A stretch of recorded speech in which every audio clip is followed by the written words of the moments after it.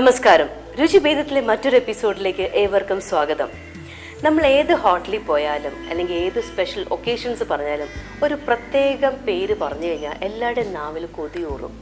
എത്ര വേണ്ടെന്നൊക്കെ പറഞ്ഞാലും കുറച്ച് കഴിക്കാം എന്നുള്ളൊരു കൊതിയൂറും. ഏത് സ്ഥലത്ത് പോയാലും മണം ഒന്നാണ്, അതിൻ്റെ പേര് ഒന്നാണെങ്കിലും ടേസ്റ്റിൽ വളരെ വ്യത്യാസമുണ്ട്, കാഴ്ചയ്ക്കും വ്യത്യാസം വരുന്ന, എന്നാൽ എല്ലാവർക്കും ഒരുപോലെ ഇഷ്ടമുള്ളൊരു ഫുഡാണ് ചിക്കൻ ബിരിയാണി.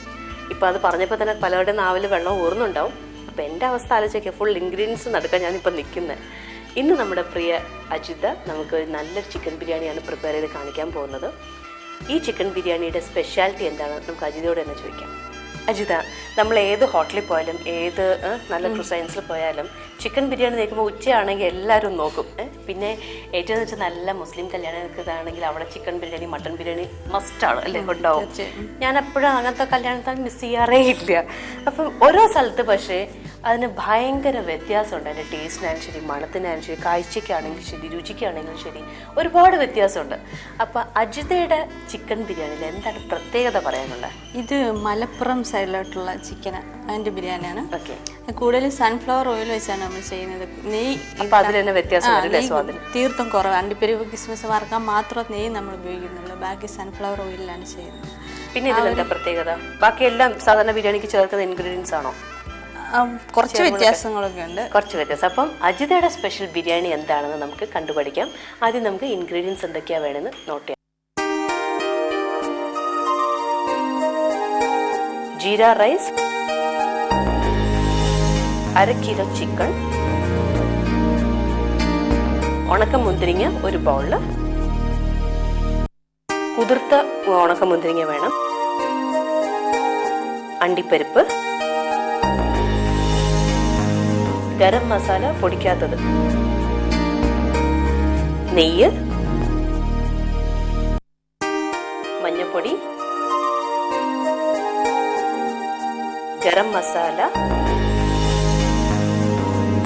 മുളക് പൊടി, മല്ലിയില, പുതിന ഇല, കരിവേപ്പില, ഇഞ്ചിയും വെളുത്തുള്ളിയും ചതച്ചു വെച്ചത്, 1/2 മുറി നാരങ്ങയുടെ നീര്,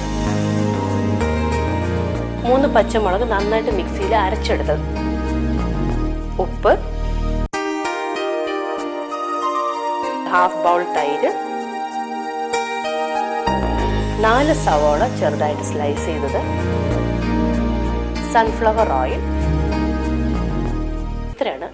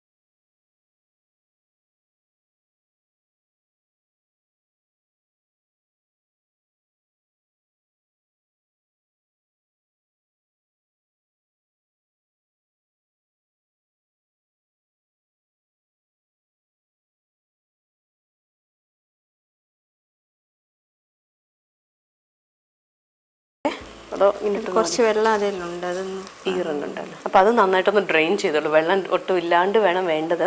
ഇവിടെ ഇപ്പം കുറച്ച് ഈറുന്നായിപ്പോയി.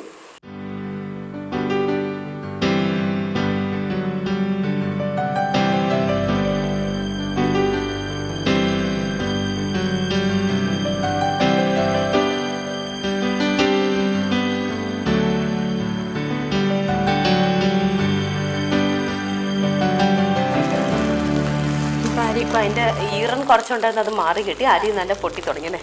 അതിന്റെ ശബ്ദം കേട്ടു.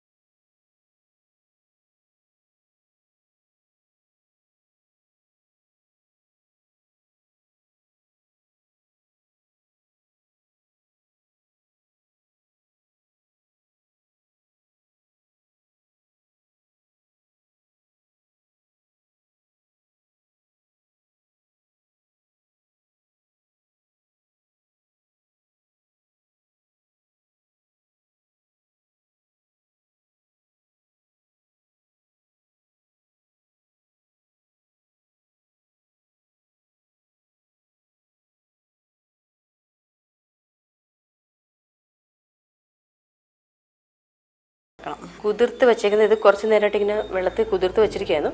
ഇതൊന്ന് അരച്ചെടുക്കണം. ഇവിടെ ഇപ്പം മിക്സി കൊണ്ട് പ്രസന്റ് ചെയ്യാൻ പറ്റാത്തതുകൊണ്ട് നമ്മളൊന്ന് അരച്ചെടുക്കണം.